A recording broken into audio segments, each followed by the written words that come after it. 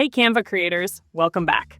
If you're looking to create a clean, professional can mockup without touching Photoshop, you're in the right place. All right, let's dive right in. First, open up Canva and head to the Apps section on the left. In the search bar, type in Mockups. And once that pops up, scroll down until you find the Packaging Mockups. You'll see a nice, clean can mockup in there.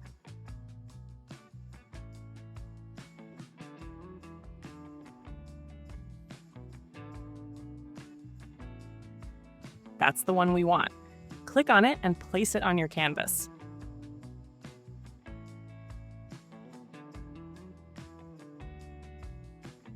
Now for the fun part. Time to bring your design to life.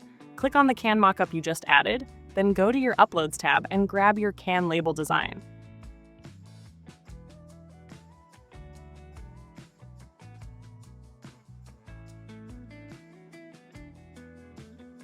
Just drag and drop it right onto the mockup. Canva will take a few seconds to process it, and then, boom, magic. You'll end up with a sleek, professional-looking can that's perfect for presentations, portfolios, product listings, anything you want. And here's the final step.